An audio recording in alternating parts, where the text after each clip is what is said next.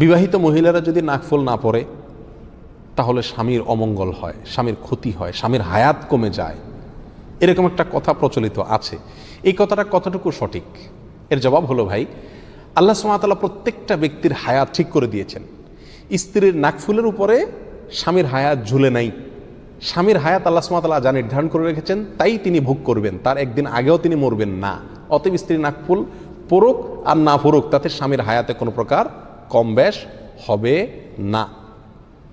হিন্দুদের মধ্যে এই বিশ্বাস আছে যে স্ত্রী যদি শখা না পড়ে, স্ত্রী যদি চুড়ি না পড়ে, আপনার বিবাহিত স্ত্রী যদি আপনার নাকফুল না পড়ে, অথবা এগুলো হারিয়ে যায়, অথবা এগুলো ভেঙে যায়, তাহলে স্বামীর কপাল পুড়ছে। এই ধারণা কাদের মধ্যে আছে? হিন্দুদের মধ্যে আছে। তো হিন্দুদের থেকেই এই বিশ্বাসটা আমাদের সমাজে কিভাবে যেন চলে আসছে। এই বিশ্বাস ইমানের সঙ্গে অসঙ্গতিপূর্ণ বিশ্বাস, বিধায় এটা বিশ্বাস করা যাবে না। নাকফুল বা চুড়ি এগুলা বিবাহিত মেয়েদের জন্য পরা উত্তম, স্বামীকে খুশি করার উদ্দেশ্যে বা নিজেকে সাজাবার উদ্দেশ্যে। অবিবাহিত মেয়েরাও যদি চায় তারাও পড়তে পারে, বিবাহিত মেয়েরা চাইলেও পড়তে পারে, আর চাইলে নাও পড়তে পারে, খুলেও রাখতে পারে। আর যদি ভেঙেও যায় বা হারিয়েও যায় তাতে স্বামীর কোনো ক্ষয়ক্ষতি হবে না, এরকম বিশ্বাস রাখা উচিত নয়। এটা ইমানের সঙ্গে সাংঘর্ষিক একটা বিশ্বাস।